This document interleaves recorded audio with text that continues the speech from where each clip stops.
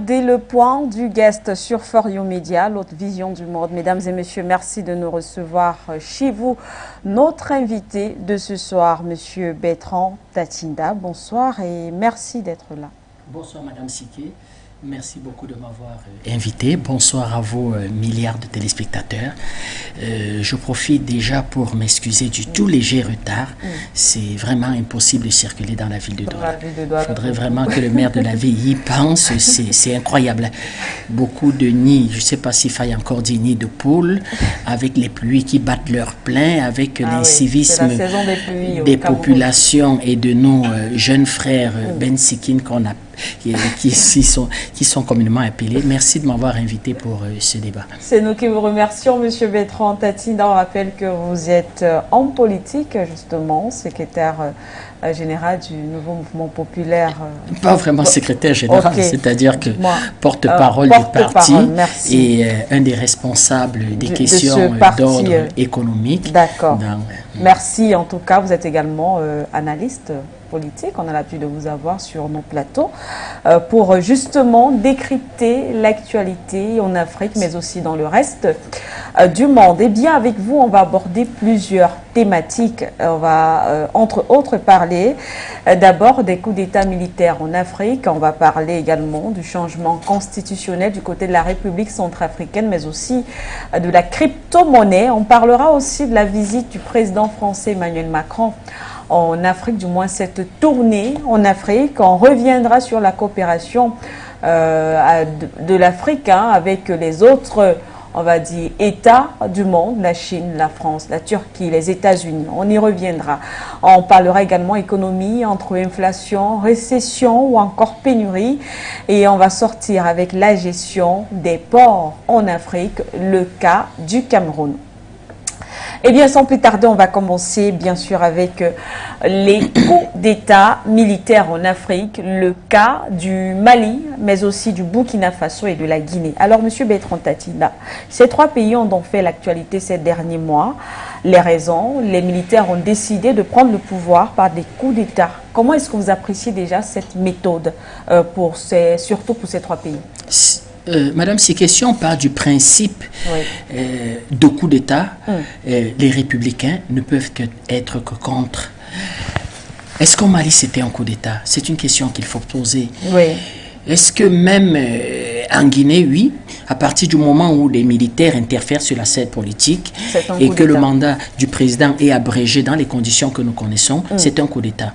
Mais le cas du Mali peut nous amener à nous poser un certain nombre de questions. Allez-y. De savoir aussi si on peut parler de coup d'État. Qu'est-ce qu'on dit quand il n'y a plus d'État? Quand il y a quelqu'un à la tête censé être un État et qui n'arrive plus à jouer son rôle, à respecter son serment. Je rappelle qu'on est chef d'État après avoir prêté serment. Tout à fait. Et le serment repose généralement sur deux promesses fondamentales, à savoir le respect de la Constitution, le respect de l'intégrité du territoire. À savoir, dans ce qu'on met dans le respect de l'intégrité du territoire, le respect des biens des personnes. Mais il s'est retrouvé qu'au Mali, on ne peut pas tout à fait dire que c'est de la seule faute de l'exécutif de M. Ibeka, qui était, dont le mandat a été abrégé. Des hommes politiques au Mali ont géré ce pays d'une façon pas très sérieuse, soyons un peu polis. Et il s'est avéré que l'État n'arrivait plus à remplir ses moindres missions régaliennes.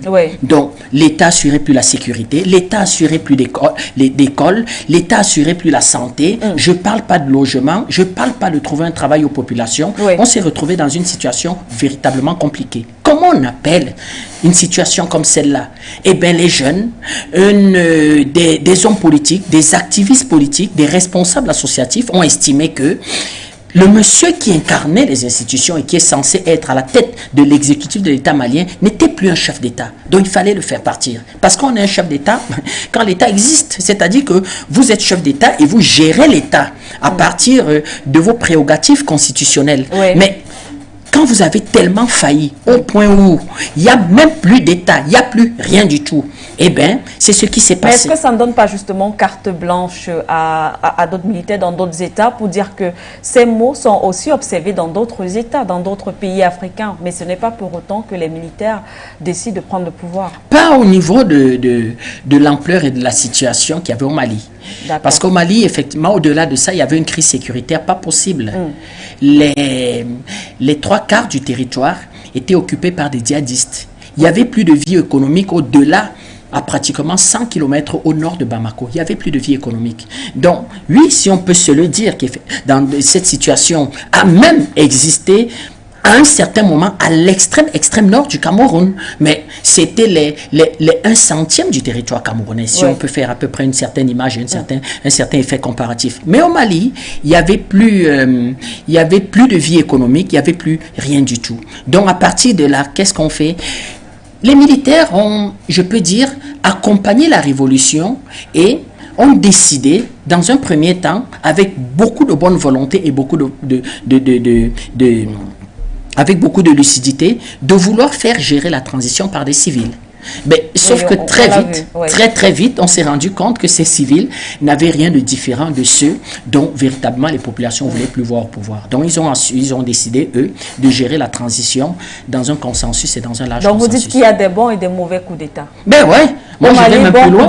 Je veux même plus loin, Madame Siké. C'est-à-dire qu'il y a deux types de coups d'État. Il y a des coups d'État réactionnaires, c'est-à-dire que quelqu'un arrive, il est porté par des interférences extérieures pour des intérêts relativement criminels et privés, et puis il y a des coups d'État qui sont des coups d'État progressistes dans le sens d'une vie meilleure pour la République. Louis XVI, c'était un coup d'État. C'est-à-dire que Louis XVI, et je vais même plus loin, ça a été un coup d'État tellement sanglant que Marie-Antoinette, qui était son épouse, va se voir guillotinée alors qu'elle avait aucune disposition ou bien aucun texte de loi qui lui permettait d'interférer sur les affaires de l'État. Oui, il y a de bons coups d'État. Donc, au Burkina Faso, bon ou mauvais coup d'État? Au Burkina Faso, la situation, c'est très compliqué parce que vos téléspectateurs vont me dire, mais monsieur Tatsinda, pourquoi le 2 poids 2 mesures?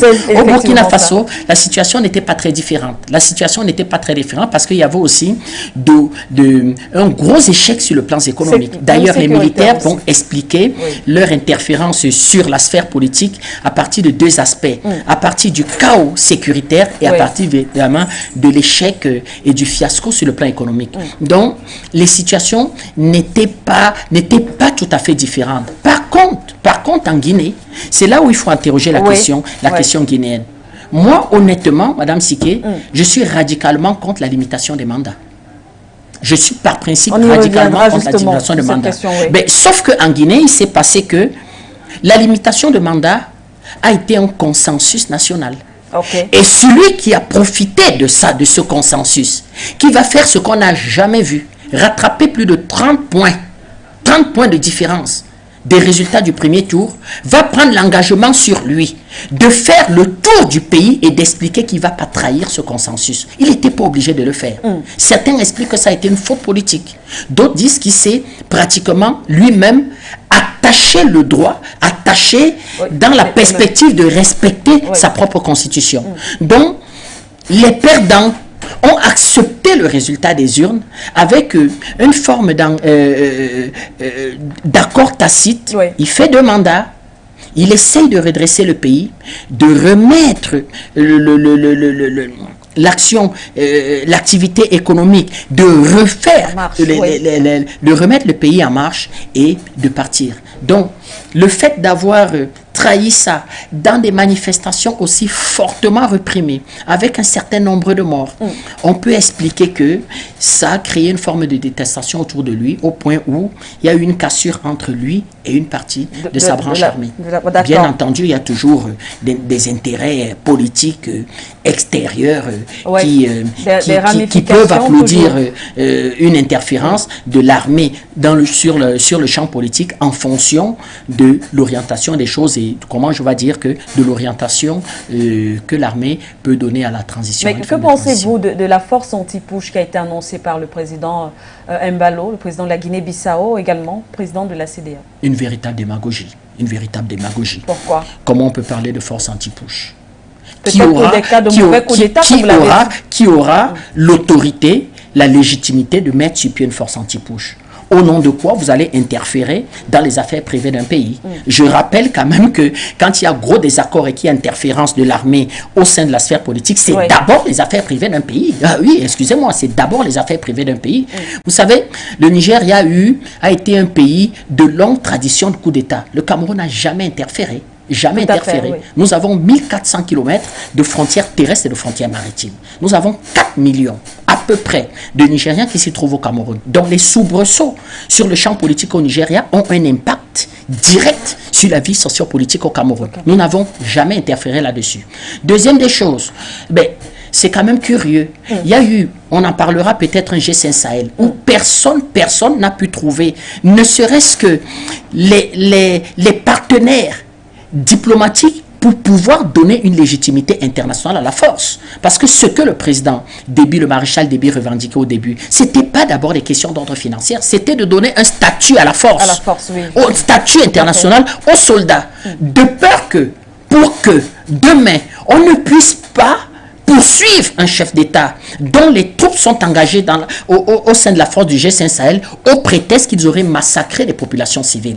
Vous savez que chaque fois que les troupes européennes, américaines vont à l'assaut de ce que nous appelons les croisières criminelles, mais vont à l'assaut de certains territoires, disent-ils, pour établir la paix, ils s'arrangent à avoir une couverture internationale. Ils s'arrangent à avoir des résolutions du Conseil de sécurité qui les exonèrent. Or, le président Déby avec ça à cœur parce que déjà, on l'avait accusé d'avoir, à partir de ses troupes, commis un certain nombre d'exactions sur le champ de conflit en RCA, en République centrafricaine. Donc, personne n'a pu mettre ça sur pied. Ça a été un véritable jeu d'hypocrisie. Et puis, on est arrivé à ce qu'on veut appeler la réelle volonté politique, les réelles capacités financières. Et bien, personne n'a pu mettre cette force en mouvement. Et subitement, on nous explique qu'on veut mettre sur pied une force anti-push. Il faut remarquer que ça a été discuté uniquement entre le président Macron et le président Embalo. Mais pourquoi on ne peut pas mettre une force anti-narcotrafic? Là où on le disait, force anti-putsch, c'est un narco-État. La Côte d'Ivoire, excusez-moi, c'est pas loin d'en être pareil. Pourquoi on ne peut pas mettre une force anti-trafic de drogue, anti-lutte contre les grands cartels et pouvoir s'attaquer même à des hiérarchies militaires ou des hommes politiques qui sont derrière cette histoire-là. Donc vous voyez, la force anti-push, on peut comprendre la France en situation extrêmement difficile d'expliquer, eh bien, Africains, vous allez lutter contre vos frères, vos amis, pour rétablir la démocratie dont nous voulons et dont nous tirons généralement les marrons du feu. Ça fait rigoler tout le monde, cette histoire. Personne n'y a cru, y compris M. Macron le premier. Eh bien, avant de sortir de cette première partie, parlons à présent, on rappelle que ces États, justement, ces différents putsch, ont interpellé, du moins ont fait couler beaucoup d'encre et de salive, avec le concours peut-être de la réalisation, peut-être cette affiche, en ce qui concerne ces différents putsch, où on parle de démocratie, voilà, comme vous pouvez le voir avec le journal Le Temps, qui s'interroge justement sur est-ce qu'on pourrait parler de déclin de la démocratie en Afrique après justement ces différents coups d'État. Oui, on peut parler de l'échec total de ce qu'on nous a vendu au début des années 90, à savoir des modèles démocratiques issus des conférences nationales souveraines. Et c'est les conséquences de ces faux semblants qui débouchent à ce qu'on voit aujourd'hui. Ces soubresauts sont dus aussi à des chèques d'orientation économique sur le plan économique. Les populations sont relativement pauvres. Les pays n'ont pas de croissance. En Afrique, je veux dire que, notamment dans ce qu'on peut appeler les 14 pays de la zone franc, ça renvoie à quoi le mot croissance? Vous avez un pays comme le Niger qui, au début des années 2000, 2004, 2005, était à 8, 7, 9, 10% de taux de croissance. C'est quoi ce taux de croissance? Très faible. C'est quoi ce taux de croissance? Non, je vais dire que ça renvoie à rien. Comment vous pouvez être sur 11% de taux de croissance et avoir des indicateurs macroéconomiques les plus désastreux?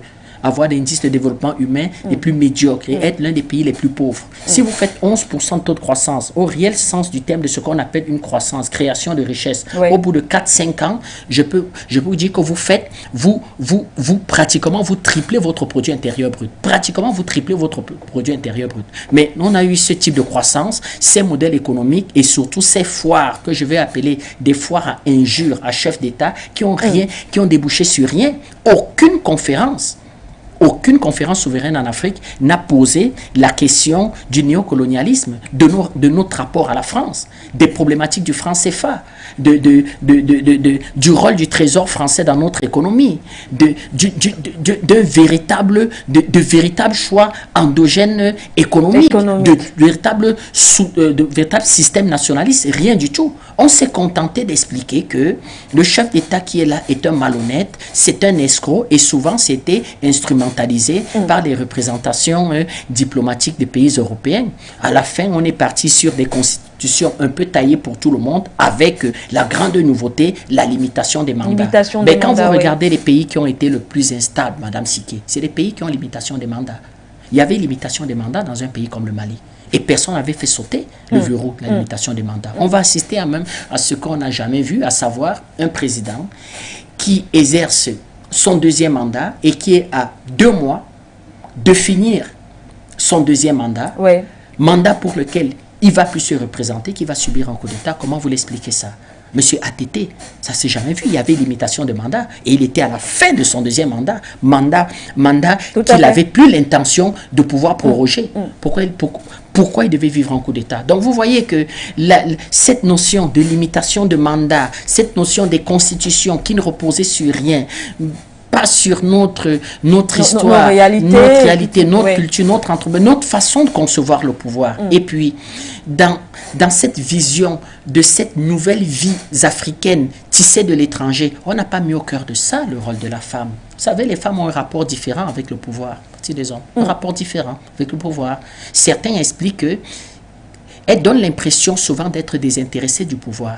Et puis, elles restent mères. C'est-à-dire que même dans la gestion du pouvoir, elles y mettent ce qu'elles peuvent appeler des qualités d'une maman dans la gestion du pouvoir. Or, on n'y est pas allé là, on aurait pu faire avancer, comment je vais dire, que le genre, la parité, rien du tout. Les hommes, ils sont restés avec une espèce de pouvoir qui avait été discuté sur des sujets qui n'étaient pas des sujets fondamentaux. Et à la fin, qu'est-ce qui va se passer? C'est là où l'histoire est intéressante. Le Fonds monétaire et la Banque mondiale vont proposer des candidats.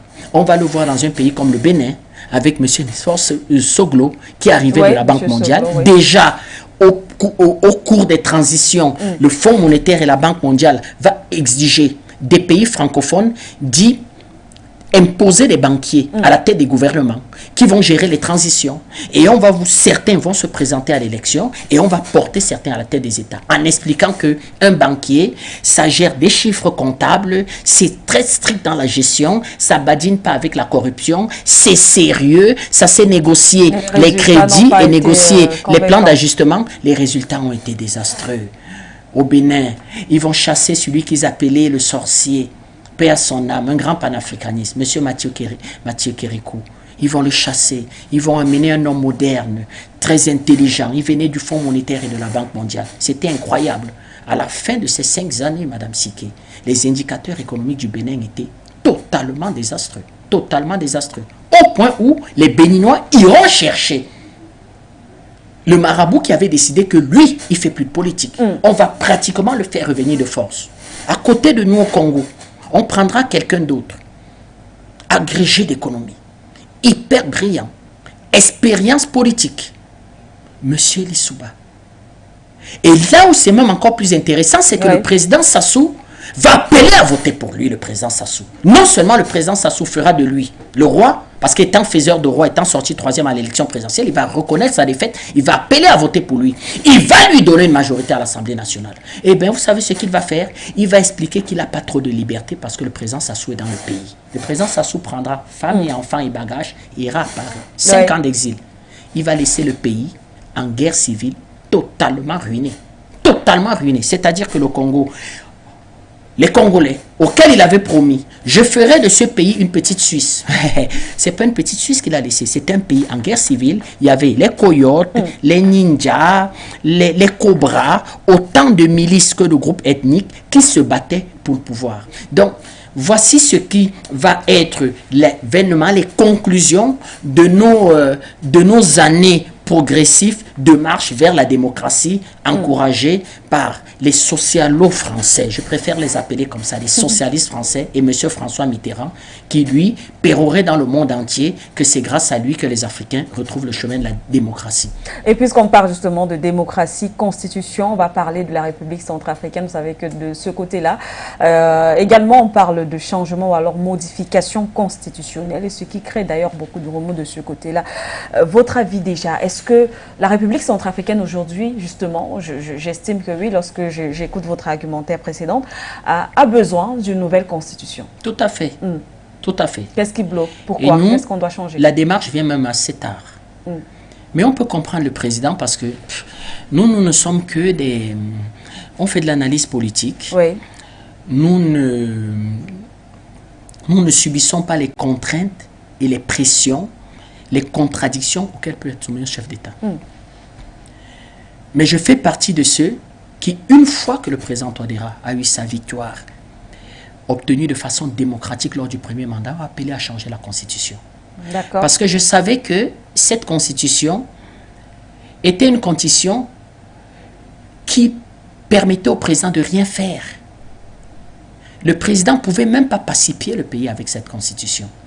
La Constitution donnait des arguments juridiques à ceux qui se lançaient dans la lutte armée. C'est-à-dire qu'elle reconnaissait même les groupes armés. Les groupes armés, la Constitution. Et nous, on expliquait au président qu'une pareille Constitution, ou au-delà du fait où vous n'avez aucun pouvoir qui légitime les groupes armés, mais qu'est-ce que vous allez faire de votre mandat? Or, le premier mandat du président a été placé sous le signe de reconquérir les espaces du territoire qui avaient été arrachés à l'État par les groupes armés. Donc, il avait besoin non seulement de soutien populaire et de force politique, et même d'alliés sur le plan stratégique, et même de partenaires extérieurs. Le Cameroun et la CEMAC vont jouer leur part, parce que le Cameroun va soutenir la légalité en République centrafricaine. Le Cameroun va soutenir la légalité, et les pays de la CEMAC avec. Et le président va être confronté à un véritable problème. Le partenaire usuel, de longue date, qui va le lâcher dans une situation extrêmement compliquée. Quand on a un accord, quel que soit l'accord que l'on a, la France qui va décider de partir. On ne sait, jusqu'à présent, je ne sais pas quelles sont les réelles motivations d'ordre politique, d'ordre sécuritaire, qui ont pu amener la France un matin de décider de façon unilatérale de rompre l'accord et de partir. Mais elle va le faire dans un cynisme qui n'a pas d'égal. C'est-à-dire que François Hollande regardera le président Touadéra droit dans les yeux et lui dire: Monsieur le Président, la France va vous apporter tout son soutien, alors que la France sortait de l'accord. Il va le raccompagner sur le perron de l'Élysée. Il va l'embrasser. Les dernières phrases qu'ils vont se dire, François Hollande dira au président Touadéra: Monsieur le Président, vous pouvez compter sur la France. Je dis les dernières phrases après embrassade. Le président va rentrer confiant. Les dépêches vont lui apprendre que la France a décidé de se retirer de l'accord et de partir de la République centrafricaine. À cette époque, le président et l'État centrafricain tenaient 10% du territoire. 10% du territoire. Les groupes armés avaient écumé le pays, avaient confisqué les richesses du pays, tué, violé. Et en même temps, des pressions communicationnelles étaient faites sur le pouvoir de Bangui en expliquant qu'il ne peut rien faire. Il ne gouverne pas, il ne fait rien, il n'arrive pas à régler les problèmes d'ordre sécuritaire. Voilà le dilemme et l'équation dans laquelle va se retrouver le président. Il y aura un autre paramètre, mais vraiment inacceptable, c'est que la MINUSCA, non seulement va arriver sans mandat, sans véritable mandat clair de savoir ce qu'elle fait là, on reviendra, mais en plus, on va faire voter une interdiction pour l'État Centrafrique de s'armer. Vous vous imaginez? Sous embargo. Vous vous imaginez? Donc, je subis un embargo. J'ai pourtant gagné une élection de la façon la plus crédible que ce soit, dans le strict respect de la règle. Mon partenaire avec lequel je suis engagé dans une lutte sans merci contre les groupes armés décide de partir. Il décide de partir après m'avoir dit vraiment tout le contraire.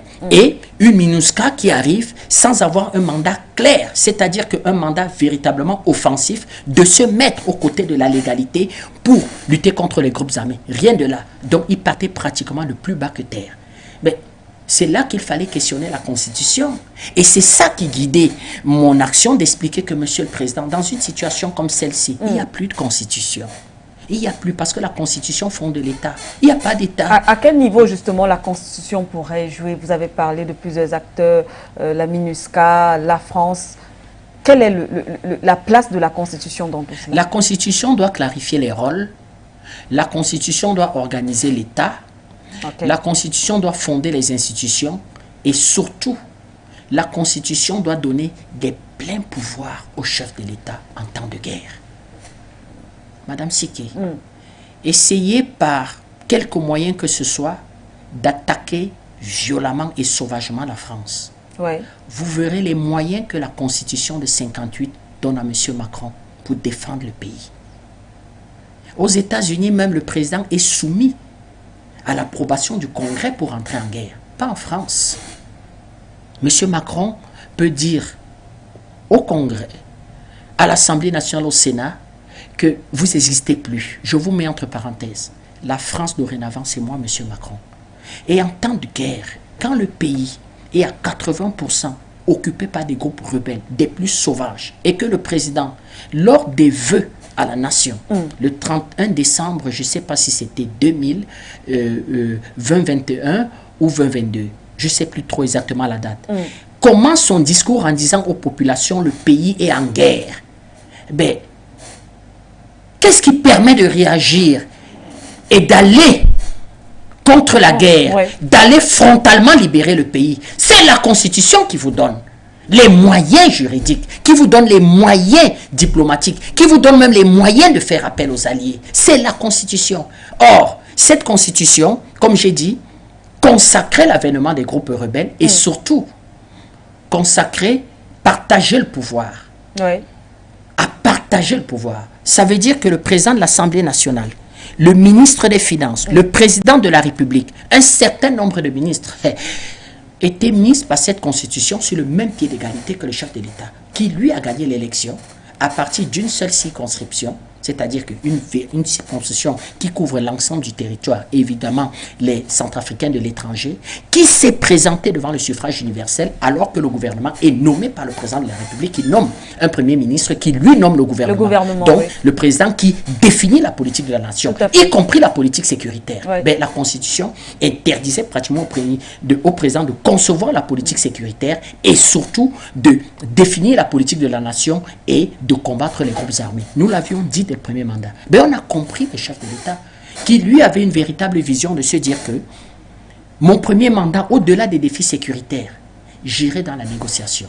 Et c'est en ça qu'on aura la négociation en quelque sorte de Khartoum. J'étais aussi contre.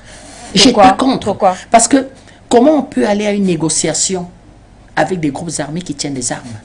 Moi, j'expliquais qu'il n'y avait pas de sincérité, Madame Siké. J'expliquais que Khartoum n'est pas innocent des problèmes de Centrafrique. J'expliquais que personne n'a le pouvoir à Khartoum. Monsieur El-Béchir, avec un pouvoir reconnu par quelques militaires, il n'avait pas le pouvoir sur tout le Soudan. Il n'avait pas de pouvoir au Darfour. Et une bonne partie de rebelles qui ensanglantaient la République centrafricaine venaient du Soudan. Donc le Soudan était un pays pour moi qui n'était pas bien placé pour accueillir, c'est pour parler de paix. Deuxième des choses, des groupes rebelles sont arrivés. Est-ce qu'ils sont venus négocier la paix? Pardon, un peu d'eau peut-être. Ou bien, est-ce qu'ils sont venus négocier des strapontins? Est-ce qu'ils sont venus négocier un partage de pouvoir? Est-ce qu'ils sont venus faire un faux semblant, sachant véritablement qu'ils ne venaient pas négocier dans un véritable accord de paix. Quand vous êtes sincère, ouais. Quand vous croyez en la négociation, vous déposez les armes. Vous déposez les armes et vous venez à la table de la négociation. Sauf que ceux qui viennent à la table de négociation en tenant les armes, eh bien, ils ont un joker. Le joker, c'est l'arme. À savoir, si ça ne se passe pas bien, si jamais on va aux élections, oui. Je perds des élections, je reprends les armes. C'est ce que va faire M. Jonas Savimbi dans ses négociations avec M. Dos Santos. Il y aura des négociations avec M. Jonas Savimbi, il ne va pas déposer les armes. On va mettre sur pied un poste de vice-président au pouvoir élargi à la gestion financière même d'un budget à lui alloué de façon autonome. Il va signer tous les accords de paix. On va aller aux élections législatives. Au soir du premier tour, le président Dos Santos aura la majorité absolue. Monsieur Savimbi va immédiatement reprendre les armes et lancer les autorités, et lancer les hostilités. Et c'est ce qu'on va constater. Le président va revenir, il aura une véritable feuille de route. Il fera toute sa part. Il va donner un statut à l'opposition. Il fera un gouvernement d'union nationale. Voilà aussi un point, Madame Siké. Gouvernement d'union nationale. Je vous vois sourire. Vous êtes contre. Effectivement, je sais. Un gouvernement d'union nationale. Vous dites souvent qu'il ne faudrait pas négocier avec. De responsables de groupes armés qui tiennent les armes. Ben, c'est un peu comme si le président Biya, ici, nous faisait un gouvernement d'union nationale avec M. Fimacha. C'est-à-dire que l'un des plus sanglants, l'un des plus sanguinaires voyous de cette aventure d'Ambazonie, qui a participé à faire assassiner des enfants. Mais vous remettez donc en cause les différentes, on va dire quoi, les différents dialogues, les dialogues, le dialogue national. Non, je ne remets pas en cause. J'explique la bonne volonté. Avec justement ces groupes. J'explique la bonne volonté par laquelle le président est passé pour rechercher la paix. Il était prêt à tout. D'ailleurs, je suis convaincu que c'était à son corps défendant. Parce que le président Touadéra, quoi qu'on dise, c'est quand même quelqu'un qui avait un peu d'expérience de la vie politique en République centrafricaine. Et ce sont des mécanismes politiques qui ont toujours eu cours en République centrafricaine. Au temps de M. David Dako en 1965, il y aura déjà un gouvernement d'union nationale. Au temps de M. Jean-Bidel Bokassa, il y aura un gouvernement d'union nationale, M. Kolimba. C'est-à-dire que quand quelqu'un va arriver au pouvoir par les armes, porté par la France, eh bien, pour se donner une bonne conscience, qu'est-ce qu'il fera? Il fera un gouvernement d'union nationale auquel lui, il ne va pas du tout croire, parce que ça ne va pas durer 7-8 mois et les principaux acteurs vont démissionner du gouvernement d'union nationale pour aller reprendre les armes, dont le président Touadéra va passer par là. Mais cette fois-ci, il y avait une nouveauté parce qu'il y avait un nouveau acteur qui est arrivé, il y avait la Russie. Et la Russie avait parrainé les dialogues. Et c'est en ça où la Russie va très vite avoir le nœud creux et comprendre le réel problème de la République centrafricaine. Et savoir que le problème de la République centrafricaine passe d'abord par la remise sur pied d'une institution militaire, de son armée, et d'aller à la conquête des territoires. On peut aller à la conquête des territoires, Madame Siké, et négocier. C'est pas interdit. C'est pas interdit. Et c'est ça que nous expliquons. À l'époque, j'avais mon frère Kamalo du Tchad. On faisait des émissions et il m'expliquait que M. Tatinda, je vois les choses comme vous. Il faut aller à la guerre. Et surtout, il faut une constitution qui donne l'arsenal juridique, qui donne les moyens politiques et juridiques au président de la République d'aller à la guerre. Mais le président va faire sa part. Il va tout y faire. Il ira même juste organiser des élections démocratiques, transparentes, libres. Jusque-là. Est-ce qu'ils ont accepté les résultats des urnes? Il va se passer quelque chose. Monsieur Bozizé va arriver à Bangui et déposer son dossier. Nous allons crier à corps et à cri que voilà le problème de la sécurité de la République centrafricaine. Il n'y a pas de procédure contre monsieur Bozizé. Il n'y a personne qui peut lui dire que M. Bozizé, nous avons quelques questions à vous poser. Il va venir, il va narguer tout le monde, il va expliquer qu'il est candidat, il va y mettre son PAC, je ne sais pas comment ça se prononce, son parti politique orange, il va se pavaner dans le pays jusqu'à ce que la Cour constitutionnelle se rende compte que ce monsieur est activement recherché par les instances judiciaires. Mais ses amis politiques, ses alliés, ses soutiens vont aller à l'élection. Est-ce qu'ils vont reconnaître le résultat des urnes? Donc, pour vous dire qu'à son corps défendant, toutes les démarches que le président va faire, même des démarches qui vont aller contre, je suis sûr, son bon sens. Il va décider de jouer la carte du rassemblement. Pour essayer de recouvrer la paix. Mais en même temps, lorsqu'on parle de cette modification constitutionnelle, il faut dire que du côté de la RCA, l'opposition, du moins une certaine frange de l'opposition, estime que le président Touadéra veut tout simplement rempiler, veut modifier la constitution à son avantage pour pouvoir se représenter. Oui, on peut le dire comme ça. C'est-à-dire que l'opposition peut le dire. Oui. Mais c'est un problème dans certains pays. L'amour pour le pays, la sincérité des acteurs politiques et l'action politique pour le plus grand nombre. Les hommes d'État manquent. Des hommes qui arrivent à ne pas se laisser enfermer par des lobbies. À République centrafricaine, il y a ce qu'on appelle l'appartenance ethnique et le lobbying tribal. Il n'y a aucun homme politique avant le président Touadéra qui a réussi à s'en défaire. Des gens ont refusé quand ils sont arrivés au pouvoir, parce qu'il y a même eu quelqu'un qui est arrivé au pouvoir à l'issue d'un dialogue qui a débouché sur une élection acceptable, disons comme ça. Monsieur Ange Félix Patassé. C'est lui qui aurait pu être le président de la renaissance de la République centrafricaine. S'il avait véritablement quitté ses habits d'opposant irréductible, certains membres du gouvernement, des habits de chef milicien, et se convertir en véritable homme d'État. Il y a ce problème en République centrafricaine. Deuxième des choses, la quasi-totalité des hommes politiques de ce pays, c'est à se poser la question s'ils aiment vraiment ce pays. S'ils n'aiment pas plus les fonctions pour les avantages que les fonctions confèrent. Regardez l'histoire de la République centrafricaine.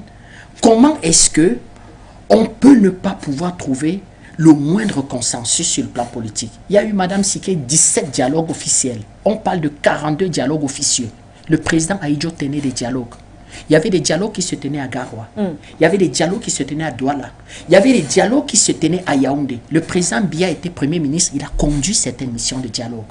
Le secrétaire général de la présidence de l'époque, M. Samuel Ebois. Avant lui, le secrétaire général de la présidence, M. Paul Biya, ont conduit les missions de dialogue. Mais à chaque fois, on a comme l'impression qu'on tourne et on en arrive au même point. C'est vrai, ça aussi, il faut donner pas un très bon point à la CEMAC. Parce que je fais partie de ceux qui pensent qu'on n'aurait jamais dû accepter que le président Patassé se fasse renverser de la façon dont il s'est fait renverser par M. Bozizé. Je vais même plus loin. Aussi médiocre qu'il a été comme chef d'État, la CEMAC aurait dû gérer le départ de M. Bozizé d'une façon différente. Surtout que la CEMAC avait réussi à obtenir de lui qu'à la fin de son mandat, il ne se présente plus.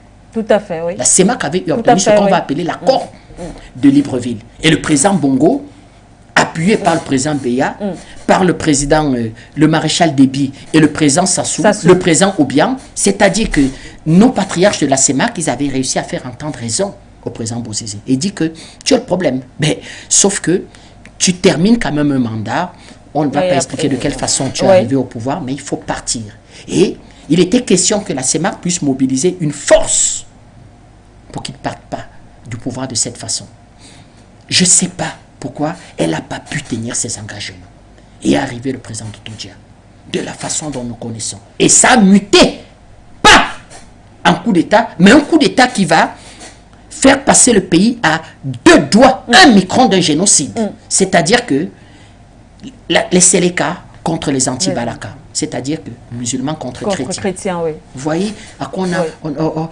C'est dans ce contexte d'ailleurs. C'est dans ce constat qu'arrive le président Touadéra. C'est-à-dire qu'il n'y a rien, il n'y a pas d'État. Un peu comme est arrivé Joseph Désiré Kabila en RDC. Il n'y a rien. Le pays, c'est 650 000 km² livrés aux pillards, aux mercenaires en tout genre. Et la France s'y faufile comme un poisson dans l'eau. Voilà l'histoire de la RCA. Pour comprendre, Madame Siké, l'action politique que proposait le président. Parce que si on le dit juste comme ça, il veut faire modifier la Constitution. Le premier réflexe, c'est pourquoi veut-il faire modifier la Constitution? Non, il faut déjà un peu de stabilité institutionnelle. Il faut une Constitution, effectivement, qui donne des pouvoirs au président de la République en temps de crise, de pouvoir continuer à gérer l'État. Cette Constitution-ci a été une Constitution bancale, inspirée par des forces politiques extérieures, exogènes, qui n'ont rien à voir avec les intérêts politiques et même le bien-être des Centrafricains, pour pouvoir toujours permettre des conflits, des affronts, des rivalités à l'intérieur du gouvernement et à l'intérieur de ce qu'on peut appeler l'espace institutionnel de la République centrafricaine. Voilà, vous parlez de rivalité à l'intérieur du gouvernement. Il faut rappeler justement que la question du Sango, ou alors Sango Coin ou crypto-monnaie également, semble en tout cas être une question qui divise de ce côté-là. On apprenait encore lundi que la Cour constitutionnelle avait rejeté certaines dispositions du projet Sango, lancé justement par le président Touadéra en juillet dernier.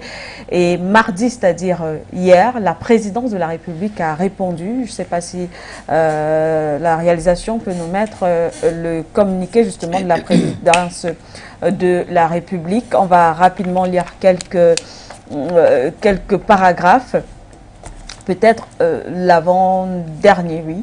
La présidence, la mise en vente de la nationalité centrafricaine, la création et la mise en vente d'une e-résidence, la mise en vente de terrains et des ressources naturelles annoncées dans le projet Sango est jugée inconstitutionnelle, ne figurant pas dans l'ordonnancement juridique national car non encore consacré par des tests législatifs ou réglementaires. La présidence de la République rassure l'opinion nationale et internationale que le gouvernement, sous le leadership éclairé de son excellence professeur Faustin Archange Touadéra, président de la République et chef de l'État, prendra toutes les dispositions idoines pour éviter les potentielles violations de la Constitution relevées par la plus haute juridiction de l'État en matière constitutionnelle dans le cadre de l'implémentation du projet Sango. Et bien le dernier paragraphe, la présidente de la République y affirme que le projet Sango, dont le test de base est déclaré conforme à la Constitution, reste et demeure la nouvelle structure économique qui ouvre la voie à un avenir numérique à travers une crypto-monnaie commune et un marché de capitaux intégrés capable de stimuler le commerce et soutenir la croissance économique du pays. Donc, le président Touadéra confirme et reste justement sur cette lancée crypto-monnaie Sango Coin et vient donc remettre justement, on va dire quoi en cause, hein, on va dire quoi ce communiqué, cette décision de la Cour constitutionnelle qui avait jugé justement ce projet anticonstitutionnel. Pas le projet anticonstitutionnel, c'est-à-dire que la Cour constitutionnelle n'a pas rejeté la loi qui crée la crypto-monnaie. La crypto-monnaie, oui. Elle a rejeté le fait d'accompagner ça par ce qu'on veut appeler la mise en vente de la nationalité. La nationalité, les terrains. De la résidence et les terrains. Oui. C'est-à-dire que, au-delà de la loi qui crée, les juristes ont le mot qu'il faut, qui instaure dans le champ économique centrafricain la crypto-monnaie, elle n'a pas été retoquée. D'ailleurs, le président s'en félicite. Oui. Ce sont ces effets sans accompagner la loi, c'est-à-dire de rendre le projet du Sango Coin porteur, attractif. Ce sont ces effets-là qui ont été retoqués. Et ils ont été retoqués parce que ces effets-là ne sont pas et n'apparaissent dans aucun cadre législatif en République centrafricaine. C'est-à-dire il n'y a aucune loi qui intègre le fait que l'on puisse avoir la nationalité centrafricaine à partir d'un certain montant d'investissement dans le pays. Donc, la Cour constitutionnelle a rappelé ça. Donc, ça veut dire que le président Touadéra, le gouvernement, peut porter un projet de loi qui permette de pouvoir faciliter l'acquisition de la nationalité à partir d'un certain niveau d'investissement, et notamment des investissements faits sur la crypto-monnaie du pays. Ça se fait partout. À type d'un certain niveau d'investissement en France, vous êtes approché pour avoir la nationalité française. La quasi-totalité des footballeurs, de nos footballeurs qui exercent dans les championnats professionnels européens, ont la nationalité du pays. Donc, ce n'est pas un fait nouveau. Donc, ce n'est pas un fait nouveau que, d'ailleurs, moi, je ne vais pas cracher sur le fait que vous serez, vous, contre que M. Dangote, que le Cameroun approche Dangote pour qu'il ait un passeport camerounais. Vous voyez, donc, on pourra profiter d'un certain type d'investissement. Donc, ce n'est pas mauvais, c'est une vision du président de la République. Déjà, il faut dire que les institutions en République centrafricaine marchent. La Cour constitutionnelle s'est prononcée en toute indépendance. Parce que l'opposition qui explique qu'il n'y a rien, oui, vraiment, il veut mourir au pouvoir, il veut... Non. C'est-à-dire que concernant la Constitution, pour venir rapidement, il y a un groupe d'experts chargé de réfléchir et de rédiger la nouvelle Constitution. Oui. Une fois que ça s'arrête, les résultats seront transmis au président de la République. Ça va suivre la démarche légale et le cheminement normal. Soit, je ne sais pas ce que prévoit la Constitution, ce que le président va faire comme choix, soit à l'Assemblée nationale, soit ça sera l'objet d'un référendum. Donc, les institutions en République centrafricaine fonctionnent. Mais il faut déjà aussi le mettre aussi un peu à l'actif du président de la République. Parce qu'il arrive, je ne sais pas s'il y a une cour constitutionnelle fiable. Je vais même plus loin. Il n'a pas une majorité si forte et si écrasante que ça à l'Assemblée nationale. Il est obligé de composer.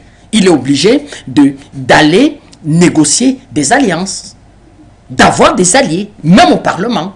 Et là, effectivement, après l'élection présidentielle, nous en avons appelé, les Centrafricains, à lui donner une majorité forte. La majorité forte, c'est le poids politique. Vous résolvez les problèmes politiques parce que vous avez aussi un poids politique fort, parce que vous avez les coudées.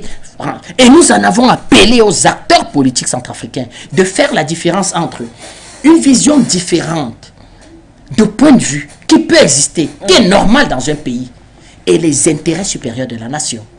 Dans les intérêts supérieurs de la nation, c'était la sécurité du pays, d'apporter un soutien au président de la République.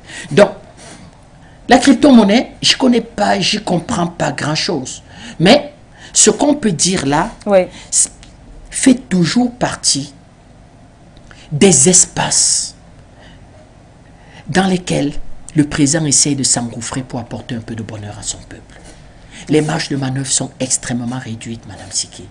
Le pays sort de 2 décennies de guerre, 20 ans de guerre. C'est un pays que vous connaissez. Vous y avez été il n'y a pas très longtemps. Vous y allez constamment. J'ai des amis qui y vont. Ils m'expliquent que oui, la vie économique reprend. D'ailleurs, j'ai vu, on a ouvert le mall de Bangui. C'était très intéressant. Donc les acteurs y arrivent, les Turcs viennent de partout.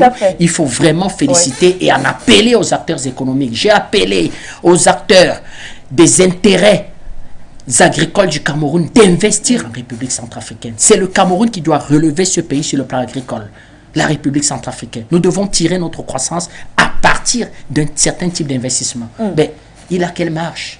Il partage un instrument monétaire qu'on appelle le franc CFA. Donc, les petites exportations du pays, 50% de ses réserves en devises lui sont confisquées. Qu'est-ce qu'il fait? Il manque de tout. Il n'a pas de route, il n'a pas d'école, il n'a pas de centre de santé. Tout a été détruit par la guerre. Et surtout, il faut mettre sur pied, remettre les FACA sur pied. Ça coûte un peu cher. Parce qu'il faut payer la formation, il faut former les hommes. Au-delà de payer la formation de ce qu'on peut appeler l'armée de terre qui va au taquet, il faut former une gendarmerie. Ce n'est pas l'armée qui assure du maintien de l'ordre dans les villes. Il faut former une police, il faut reformer une justice, il faut reconstituer les archives. Je ne sais pas comment ils font. Il faut reconstituer les archives. Donc, il faut reconstruire l'État. Et comment il fait le président de la République? Sauf qu'il va se trouver même là confronté à des adversaires de taille. Le Fonds monétaire international et la Banque mondiale vont attaquer ce projet. Et bien sûr, l'ancien partenaire, avec sa batterie d'intérêts économiques et communicationnels, dont nous savons, les qui sont cachés derrière, vont attaquer cette histoire en racontant que ça ne vaut rien, en décourageant les gens de pouvoir s'acheter des sango-coins pour être des potentiels investisseurs en République centrafricaine. Donc, voilà pourquoi le président va donc accompagner ça d'un certain nombre d'avantages. C'est-à-dire, ça fait partie de ce qu'on appelle les facilités, les opportunités. De dire que oui, vous pouvez être citoyen centrafricain. Il suffit d'aimer mon pays. C'est-à-dire que d'aimer mon pays, de croire en mon pays, de décider d'investir dans mon pays, eh bien, vous devenez citoyen centrafricain. Donc, voilà un peu ce que la Cour constitutionnelle a estimé que, oui, mais ça ne fait pas partie de l'arsenal des lois. Il faudrait peut-être déjà que le président porte un projet de loi qui puisse introduire ces différentes dispositions et comme ça la Cour constitutionnelle pourra encore se représenter, pour se reprononcer, pour voir si c'est relativement anticonstitutionnel. C'est un peu de mon point de vue comment j'ai vu cette histoire. Poursuivons avec la visite du président français Emmanuel Macron en Afrique, Bissau, Yaoundé, Cotonou et dernièrement Alger. Le président français était donc en Afrique. Quels ont été les enjeux de cette visite, M. Tatinda? Les enjeux de cette visite étaient de venir dire aux Africains, vous n'avez pas plus davantage d'aller avec la Russie qu'avec la France. C'était le but de cette... Nous sommes la France, on vous aime. Venez nous vendre un amour qui nous faisait plus rire qu'autre chose. Et dit, je vous aime. Je vous ai servi l'aide publique au développement. Je vous ai construit des puits. J'ai formé certains de vos jeunes officiers. Vous avez le CFA. Je vous donne la stabilité monétaire.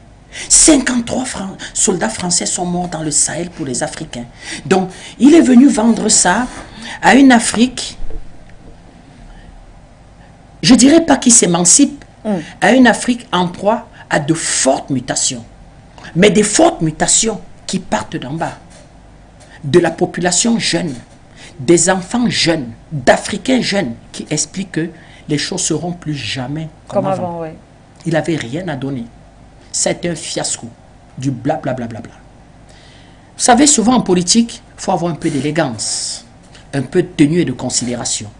Vous ne pouvez pas venir pour une visite officielle dans un pays où on s'attend à ce que vous essayez d'apporter quelque chose dans des échanges gagnant-gagnant, mais l'espace politique qu'on vous donne, l'espace communicationnel qu'on vous donne, le temps de parole qu'on vous donne, vous le prenez pour dénigrer un pays qui n'est pas présent, la Russie. Ça a manqué d'élégance. Et ça a démontré que la France a plus de réponses à apporter à la nouvelle vision, la nouvelle orientation que les Africains veulent s'imposer à eux. À savoir, diversifier les partenariats. Demeurer des pays non alignés, mais diversifier les partenariats. Se dire que si la Russie, la Turquie, le Brésil, l'Inde peuvent aider nos pays à muscler notre outil militaire et à sécuriser notre continent, eh bien, il faut mieux accepter ça. Et quand j'ai regardé un peu en Afrique, je me suis rendu compte que les pays qui sont le plus déstabilisés, c'est les pays qui ont le moins de diversification sur le plan géostratégique. À partir du moment où vous avez une forte diversification sur le plan géostratégique, ça va en corrélation avec la stabilité de votre pays. Je prends un exemple simple. Vous avez un pays comme l'Égypte. L'Égypte, c'est le premier chouchou de Washington. On parle de 4 milliards de dollars d'aide militaire chaque année. L'Égypte, c'est une marine beaucoup plus musclée que la marine de l'armée française en termes d'équipement. 650 avions de combat. C'est une armée redoutable. Aucun pays dans le monde, même pas Washington, ne s'amuserait à piétiner la queue des Égyptiens. Sauf que l'Égypte est un partenaire géostratégique aujourd'hui fort et appuyé avec la Russie et demande à intégrer le club des BRICS. C'est-à-dire que de ce que j'appelle les nouvelles émergentes. BRICS, Brésil, Russie, Inde, Chine et Afrique du Sud. L'Égypte demande carrément d'intégrer cette histoire. Pareil pour l'Algérie, qui a de bons rapports avec les États-Unis, qui a des relations amicales avec la France, mais qui aujourd'hui vient de se doter, pas aujourd'hui, il y a quelques semaines, vient de se doter d'un sous-marin indétectable livré par la Russie et qui a une armée extrêmement musclée, dont on estime aussi que les capacités de la marine algérienne aujourd'hui sont largement au-dessus des capacités de la marine d'un pays comme la France, qui est la 3e armée de l'OTAN. Je dis 3e armée de l'OTAN, c'est l'OTAN. Donc, ces diversifications de partenariats, le président centrafricain va le comprendre. Pourquoi? Parce que quand on va le lâcher, je vous ai expliqué qu'il ne va pas passer son temps à crier à l'injustice et à demander aux partenaires, mais plutôt à travailler de façon souterraine à se trouver d'autres partenaires. Et il va trouver 2 partenaires de choix. Le premier partenaire de choix qu'il va réussir à trouver, et ça on ne le dit pas assez, c'est arriver à créer un consensus au sein de la CEMAC et même légèrement en dehors de la CEMAC. Un pays comme le Rwanda, de soutenir son action militaire. Rwanda, tout à fait. De soutenir son action militaire. Et pour une fois, il faut dire bravo à la CEMAC qui, comme un seul homme, vont apporter un soutien sur le plan sécuritaire au président Touadéra. Nous en sommes, en ce qui concerne le Cameroun, Madame Siké, au 8e contingent. Au 8e contingent militaire. 1100 hommes de troupes d'élite du Cameroun, aguerris aux techniques de combat de forêt, mis au service de la paix en Centrafrique. Deuxième il va trouver la Russie, un partenaire géostratégique qui va l'accompagner sur le plan politique, stabiliser la politique, sécurité intérieure et surtout l'aider à reformer l'armée, à restructurer l'armée et à mettre sur pied une armée qui peut aller à la conquête du territoire. Donc voilà ce qu'on peut expliquer. Quand le président Macron arrive, j'ai l'impression qu'il ne se cultive pas. Parce qu'il aurait dû se rendre compte que au sein de la CEMAC, l'environnement géostratégique a changé. Aujourd'hui, quand les gens parlent de 10% de part de marché, ce n'est pas vrai. La France, c'est 4,6% de part de marché. C'est moins que ça. L'Italie, c'est 4,7%. L'Italie est un partenaire économique aujourd'hui, au-dessus du partenaire politique français. Donc, c'est pas parce que le président camerounais en veut personnellement à la France, c'est qu'elle n'a plus rien à nous donner. Elle n'a plus rien à donner. Quand vous venez dans un partenariat économique, dans un partenariat d'échange gagnant-gagnant, eh bien vous apportez quelque chose. Vous pouvez apporter le financement.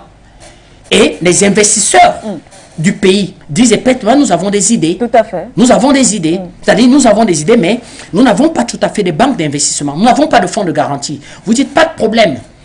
Banque d'investissement, fonds de garantie, moi j'apporte de l'investissement, j'apporte la garantie. C'est-à-dire, vous apportez l'investissement et la garantie. Mais Exim Bank a l'habitude de nous faire. C'est-à-dire que l'État chinois vient, fait gagner des marchés, apporte de l'investissement via Exim Bank et l'État chinois garantit le financement d'Exim Bank. Vous voyez qu'il n'y a rien de perdu dans l'affaire. C'est pour ça véritablement que les projets qui sont traités avec la Chine arrivent à terme. Parce que c'est garanti, c'est clair. Il y a la garantie souveraine de l'État chinois. Ben, il y a le bras financier aussi de l'État chinois qui est Exim Bank. Mais qu'est-ce que la France a à offrir? La dernière grande réalisation au Cameroun a été le pont sur le Vouri. On parle de 160 milliards. Ben, sauf que les forces politiques qui ont l'habitude de dénigrer les fruits de notre accord de coopération avec la Chine n'ont pas expliqué qu'il y avait au moins 30 milliards de surfacturation. On le connaît tous ce point. On le prend tous, Madame Siké. 160 milliards. Les experts estiment qu'à 130 milliards, on aurait pu construire ce pont. Et qu'est-ce qu'ils vont faire? Le partenaire va sous-traiter la construction par des entreprises chinoises. Donc, finalement, le président doit diversifier ses partenariats. D'abord, dans son environnement le plus proche. Décider d'en faire de sa diplomatie une diplomatie économique. Il y a sa brillante ministre des Affaires étrangères. Elle avait prononcé un discours extraordinaire à l'Assemblée générale des Nations Unies, où elle expliquait le problème centrafricain. Un discours extraordinaire. Donc, elle doit revêtir aussi la casquette de madame, la diplomate économique, de pouvoir davantage voir dans quelle mesure, lui, faut drainer déjà les capitaux au sein de la CEMAC et voir des pays qui ont une bonne maîtrise de la crypto-monnaie. Il y a beaucoup de différents types de crypto-monnaies avec la Chine. Donc la Chine peut aussi être un partenaire dans cette histoire, sachant que rien ne se fait dans l'insécurité et de renforcer le partenariat géostratégique pour garantir la paix. Donc le partenaire qui était installé sur notre terminal à conteneurs, nous avions été contents de le faire partir parce que les effets des attitudes qu'il avait, des comportements qu'il avait, Madame Siké, avaient une répercussion terrible en République centrafricaine sur ce qu'on va appeler le long corridor. Tout à fait. On a beaucoup de problèmes justement étant enregistrés. Tout à fait. Et justement, lors de sa visite, le président français a traité les Africains d'hypocrites. Tout à l'heure, vous avez parlé de cette diversification de partenaires et surtout de la Russie. Et c'est ce point justement qui a... on peut dire quoi, effrité peut-être le président français qui a traité les Africains d'hypocrites justement dans le cadre de la guerre en Ukraine. Le fait que les Africains aujourd'hui, certains ne donnent pas clairement, ne prennent pas clairement position, d'autres soutiennent véritablement la Russie et justement dans le même sens également, on sait que du côté des États-Unis, le Congrès américain se prépare aussi à voter une loi contre ces États africains-là qui continueraient à discuter ou à coopérer avec la Russie. Le président français qui traite les Africains d'hypocrites, eh ben, c'est un peu à l'image du mauvais danseur qui accuse son pantalon. Les Africains n'ont jamais été hypocrites. Les votes à l'Assemblée générale des Nations unies ont été clairs. Les résolutions demandant aux Africains de condamner l'opération spéciale militaire, les Africains, dans leur grande majorité, se sont abstenus. les résolutions et les votes demandant d'exclure la Russie du Conseil des droits de l'homme et de paix. Les Africains sont sortis de la salle. Un pays comme le Cameroun n'a même pas participé aux discussions. Les Africains ont été relativement clairs. Les différents accords militaires, les différents accords stratégiques, l'ouverture des marchés, la présence forte africaine à ce qu'on va appeler le forum économique. Le forum économique, c'était, je crois, à Sochi. Non, c'était pas Sochi, le forum économique. C'était à Pétersbourg, le forum économique de Saint-Pétersbourg. Ben, devait rassurer et devait renseigner M. Macron. Il n'y avait pratiquement pas d'hypocrisie là-dessus. Et surtout que le rôle des Africains avait réussi à détecter le rôle de la France dans un certain nombre de problèmes qu'il rencontrait. Question: qui arme les terroristes? Mais quand vous répondez à cette question, vous pouvez comprendre l'attitude des Africains et vous pouvez comprendre effectivement les choix aujourd'hui que les Africains ont décidé de faire, que la jeunesse africaine a décidé de faire. Parce que les choix politiques ont été poussés, portés et imposés par la jeunesse. Le panafricanisme aujourd'hui, on ne va pas... Mais soyons quand même fiers d'être panafricanistes aujourd'hui. On peut dire qu'on a bousculé l'agenda des chefs d'État. On est même allé jusqu'à imposer des points de vue à les chefs d'État, à donner la voix, à leur expliquer et même se mettre en avant-garde d'une certaine ligne pour qu'ils puissent accompagner. Donc, M. Macron, venir le dire que les Africains ont été hypocrites, ou bien les Africains étaient hypocrites, c'est lui qui ne se regardait pas. Et ce qui est le plus embêtant, c'est qu'il avait d'autant plus compris le problème qu'il y a 2 ans, il expliquait ça à ses ambassadeurs. Tout à Parce fait, qu'il y a ce qu'on appelle en France les souhaits au président de la République du corps diplomatique. Ici au Cameroun, c'est le président de la République qui souhaite ses vœux au corps diplomatique. En France, c'est différent. Non. Ici au Cameroun, c'est différent. C'est le corps diplomatique qui souhaite au président de la République. En France, c'est le président qui souhaite des vœux au corps diplomatique. Et qu'est-ce qu'il fait? C'est lors d'une rencontre où il rassemble tous les ambassadeurs français. Ben, il leur expliquait que c'est terminé. Nous n'en avons plus les moyens. C'est-à-dire que la France, de ce qu'on va appeler le siècle des Lumières, ce n'est plus possible. Donc, qu'est-ce qu'il faut faire? Il va falloir qu'on s'adapte ou qu'on se réinvente. Et il allait plus loin. On ne peut pas se réinventer, il va falloir s'adapter. Donc, quand il vient en Afrique, M. Macron, il sait effectivement qu'il n'a plus les moyens, qu'il n'a plus rien à donner et surtout que la France est aussi un peu responsable des situations assez compliquées. Ça nous fait penser au cas du Mali. Le cas du Mali. Avec cette dénonciation et surtout cet abandon en plein vol. Cet abandon en plein vol. Mais surtout la saisie justement des Nations Unies, hein, le gouvernement malien qui accuse fortement et fermement la France de travailler avec les pays. Mais nous devons pousser à ce qu'il y ait ce débat au Conseil de sécurité. Pourquoi? Parce que ce débat va trancher, je crois, des problèmes de façon claire, les problématiques sur la question sécuritaire du djihadisme en Afrique. Le débat va le trancher de façon claire. Et ça sera à quitte ou double, ce débat. Il ne faut pas croire, Madame Siké. Nous disons à nos amis maliens, nous ne considérons plus le Conseil de sécurité. Nous avons expliqué que l'ONU aujourd'hui ne peut plus et ne pourra plus jouer aucun rôle. Parce que l'ONU, je veux pas, on a fait plusieurs émissions là-dessus, n'est plus crédible pour personne, pour personne et pour personne n'est plus crédible. Mais, si nos amis maliens demandent une réunion du Conseil de sécurité, qu'ils savent que la terre entière va regarder ce débat, dont les éléments irréfutables devront être mis sur la table. Et le Mali dit, j'ai des éléments irréfutables. D'ailleurs, elle a rédigé un mémoire. Elle a un mémoire, il dit, j'ai des éléments irréfutables. La France, si la France accepte et qu'on en arrive à avoir le débat, ben, ce n'est pas la France qui reste au gros. C'est ce qu'on va appeler le bloc mondialiste du Conseil de sécurité, à savoir Washington, la Grande-Bretagne et la France. Pourquoi? Parce que imaginez-vous un seul instant qu'il y ait le débat. Et que le Mali mette les éléments irréfutables du soutien de la France à armer les djihadistes, à soutenir les djihadistes. Ça en est terminé. Ça tranche le débat de l'insécurité et du djihadisme. Et là, ça réorganise notre stratégie en Afrique. Ça réorganise nos partenariats stratégiques. Ça réorganise nos doctrines de défense. Ça réorganise même notre partenariat économique. Ça veut dire que les rapports économiques que nous aurons avec la France vont s'en trouver relativement changés. C'est pour ça que je crois que le Mali a vu juste. Ils ont d'excellents hommes politiques et d'excellents juristes. Et parce que là, ça met sur pied aussi un débat qui consiste à, pour une fois, se prononcer sur la présence militaire française. Parce que, supposons un instant que le Mali apporte les éléments. Les preuves, oui. Comment la France nous justifie encore sa présence militaire alors qu'elle est le premier élément, elle, d'instabilité du continent? Les troupes françaises en Afrique deviennent effectivement des troupes alliées au djihadisme.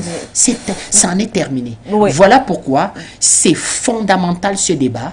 J'ai pratiquement envie de dire que ça sera le débat le plus important sur les questions sécuritaires depuis les 30 dernières années. Mais est-ce que le Mali aujourd'hui n'est pas abandonné? Un tel débat, justement, une telle accusation contre la France, les autres pays voisins, si on peut le dire comme ça, ne soutiennent pas. Mais au-delà des autres pays voisins. Au contraire, ils accueillent d'ailleurs les militaires français sur le territoire. Je veux même vous dire, sur une autre chaîne de télévision, j'ai expliqué que l'Union africaine n'a pas intérêt à ce débat.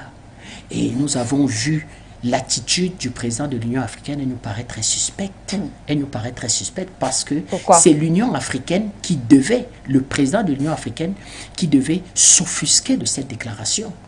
Parce qu'aucun pays, y compris le Sénégal, n'est exempté d'attaques terroristes. Tout à fait. Et de dire que mais c'est pas possible. La quasi-totalité des problèmes sécuritaires en Afrique sont liés aux attaques terroristes et au djihadisme. Et vous avez des preuves irréfutables.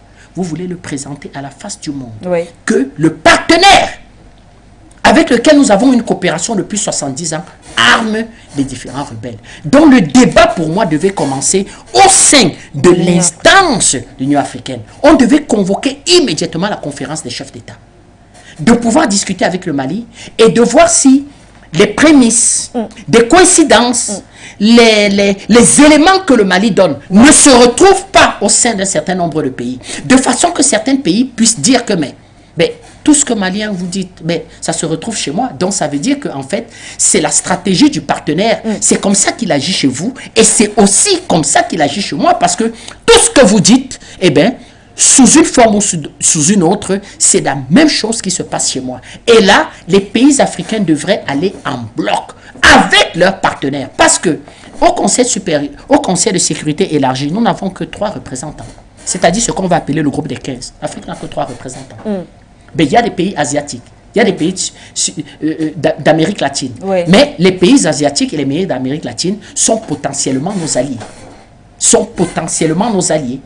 À partir du moment où Pékin a une forte influence en Asie, la Russie est un pays eurasiatique. Tout à fait. De l'Eurasie. Donc, la Russie a une forte influence. Vous avez un pays comme le Brésil, qui est dans une alliance avec les BRICS, qui est dans une alliance, dans une coopération gagnante-gagnante et une coopération de plus en plus renforcée sur le plan économique avec des pays africains.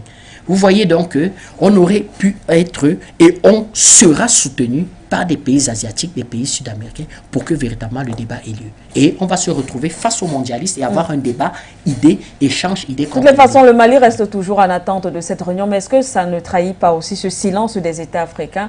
Ça ne trahit pas toujours la forte présence et la mainmise toujours de la France sur les États africains? Ça trahit une forme de lâcheté et ça trahit que le combat est encore long. C'est-à-dire que vous avez des pays africains, notamment au sein de la CEDEAO, qui n'accompagnent pas le Mali dans cette démarche. Remarquez, constatez que les responsables politiques du Burkina Faso accompagnent pas le Mali. Regardez leur situation sécuritaire. Ils sont dans une situation pire que celle de l'État malien. Les responsables du Niger, qui eux, sont dans une situation de sécurité terrible, accompagnent pas le Mali dans cette histoire. Le Mali se retrouve pratiquement seul. C'est la raison pour laquelle la date n'a pas encore été trouvée. Parce qu'avant de porter l'affaire au Conseil de sécurité, il y a ce qu'on appelle des rencontres informelles. Et dans les rencontres informelles, les couloirs du Conseil de sécurité, Madame Siké, sont des couloirs de fort lobbying. Donc il faut un fort lobbying. Il faut me mettre dans la balance des contrats commerciaux, des contrats miniers, et dire qu'il faut que cette affaire arrive au Conseil de sécurité, de pouvoir faire une pression à l'exploitation des mines.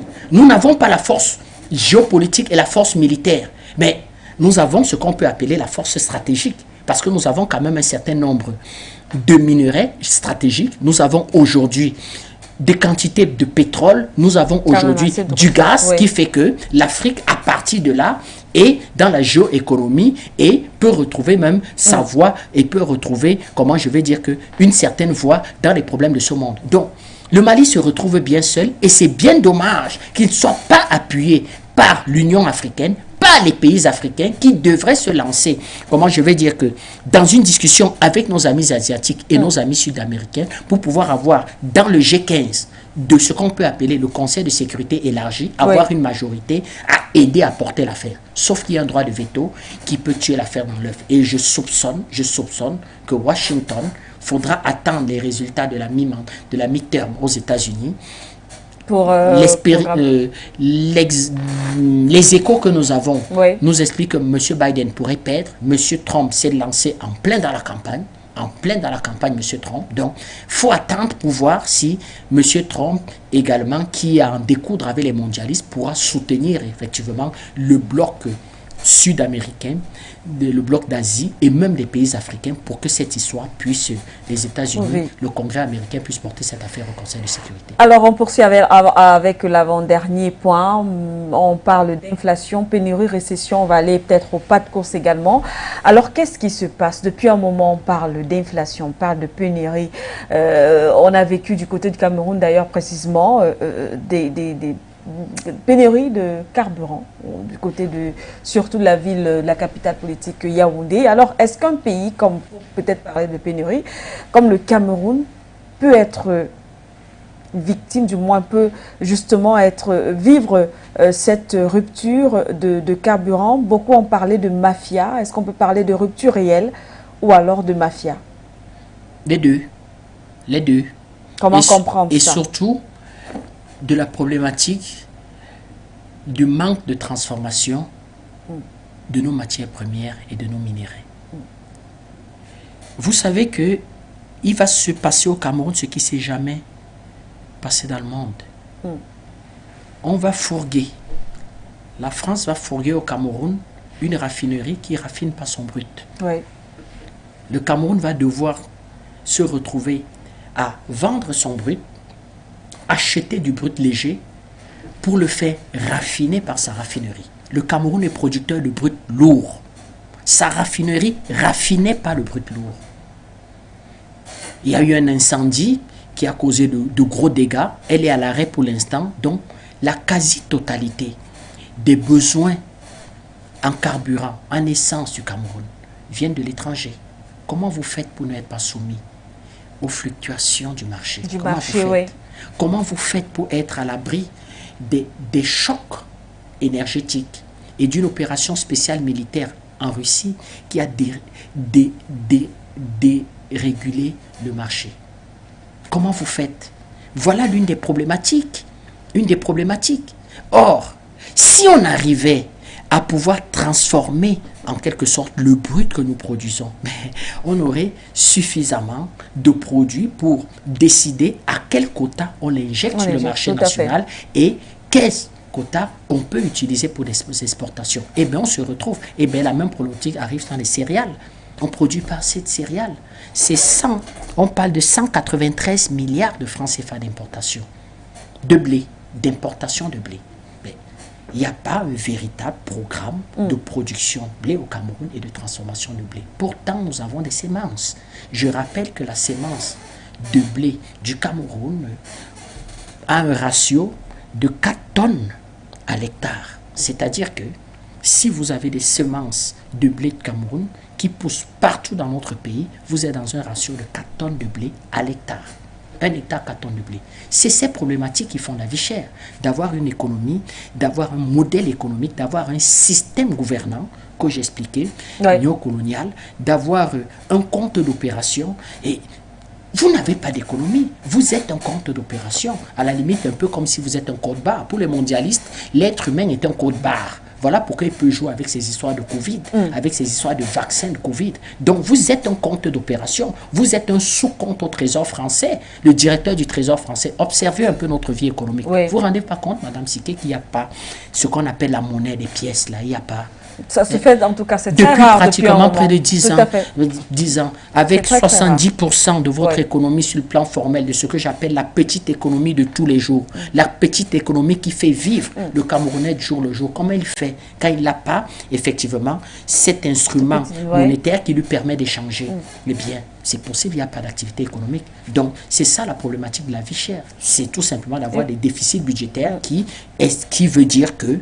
nous consommons ce que nous produisons. Qui peut entraîner aussi à des manipulations pour inciter les révoltes populaires. Oui, qui peut entraîner à des manipulations et oppression du Fonds monétaire. C'est pour ça que malgré ça, nous avons été très vigilants.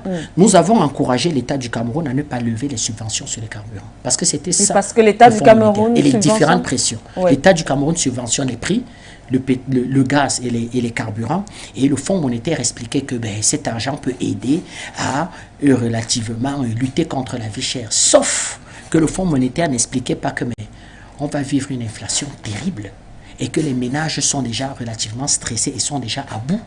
Comment on fait? Vous faites passer la bouteille de gaz aujourd'hui à 6 500 francs CFA. Si vous levez les subventions, elle passe à 11 500 francs. Vous voyez le bon? Comment vous faites pour gérer une pareille crise sociale? Donc, ça, c'est le premier point. Le deuxième point, c'est les conséquences des privatisations. Les conséquences de privatisation font que l'outil énergétique est entre les mains d'un partenaire, effectivement, qui vous donne tout sauf vous donner de l'énergie. Il a fallu la malice du président de la République pour subtilement renationaliser des secteurs relativement importants. C'est-à-dire que la production des barrages, le Cameroun a les barrages, est propriétaire des barrages, lève l'argent sur les marchés internationaux et sur le marché international pour les barrages. Le président a dû nationaliser le transport et laisser le vecteur commercialisation. C'est là où nous avons crié, expliqué que il faut achever la boucle. Il faut achever cette boucle de pouvoir produire l'énergie, transporter l'énergie et distribuer l'énergie. Or, c'est le fruit des privatisations. On était même allé jusqu'à privatiser l'eau. Privatiser l'énergie. Le terminal à conteneurs, le Fonds monétaire va faire pression de nous engager dans ce qu'ils vont appeler des réformes portuaires. Mais les réformes portuaires, c'était quoi? Les réformes portuaires étaient justement pour que le secteur le plus rentable, c'est-à-dire les terminaux à conteneurs, soit géré par des partenaires qui recevaient ce qu'on appelle les lettres de garantie de financement de leur filiale.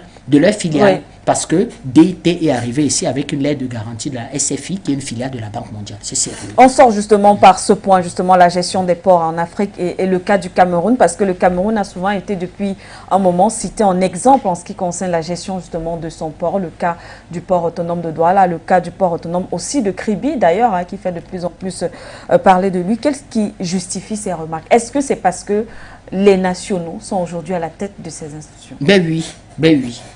Nous avons pensé qu'il ne fallait jamais aller à cette privatisation-là. D'ailleurs, c'est l'un des plus grands scandales de ces 40 dernières années. Ça a été un véritable scandale. Ça a même été une honte. Certains Camerounais qui ont occupé des fonctions importantes au niveau du port, notamment le poste de directeur général, certains qui ont occupé des fonctions importantes, qui ont été des collaborateurs directs du président au ministère de notre économie et des finances, n'ont pas été de véritables patriotes parce qu'ils ont favorisé cette situation. C'est-à-dire tout simplement donner le terminal à conteneurs, l'activité économique d'un pays comme le Cameroun, le Tchad, la République centrafricaine, un peu le Congo, à un prébendier, à quelqu'un qui a été tout sauf une entreprise. Nous avons appelé ce groupe une pègre.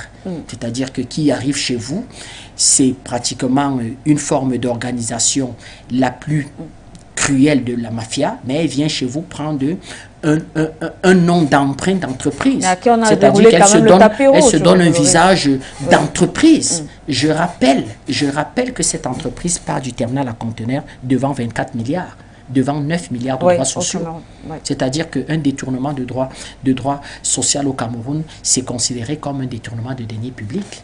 C'est-à-dire qu'à plus de 500 000 de détournement de droits sociaux, si vous êtes passé pratiquement de la prison à vie, c'est un crime.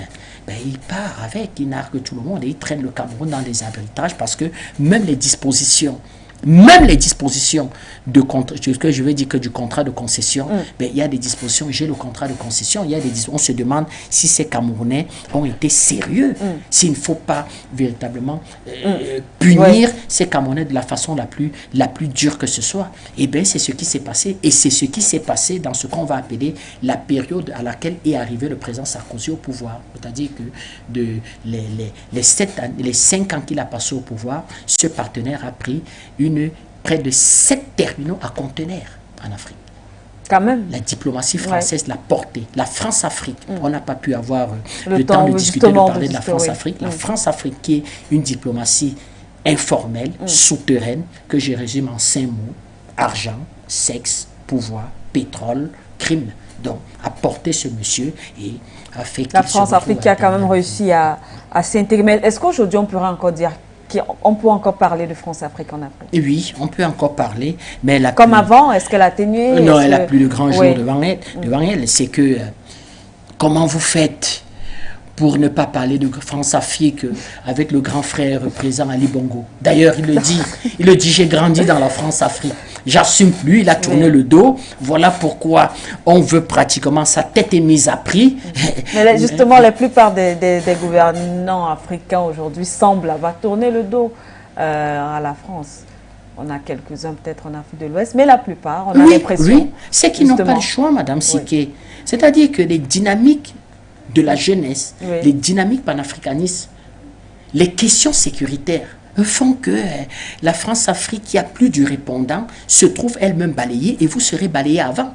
Donc ça fait que des visionnaires, ceux qui le comprennent, font rapidement un rétropédalage et se disent qu'il n'y a pas d'autre choix que de gouverner pour les peuples et décident véritablement de tourner le dos à cette histoire qui persiste encore quand même, parce que quand vous voyez la condescendance avec laquelle M. Macron arrive en Afrique et vous parle de force anti-putsch, eh bien, c'est quoi une force anti-putsch? Eh bien, c'est une branche armée de la France-Afrique. C'est-à-dire que la France-Afrique n'existe plus, mais il veut faire renaître la France-Afrique sous ce qu'il peut appeler une organisation militaire qui permette de maintenir effectivement les acquis de la France-Afrique. C'est quoi en Côte d'Ivoire?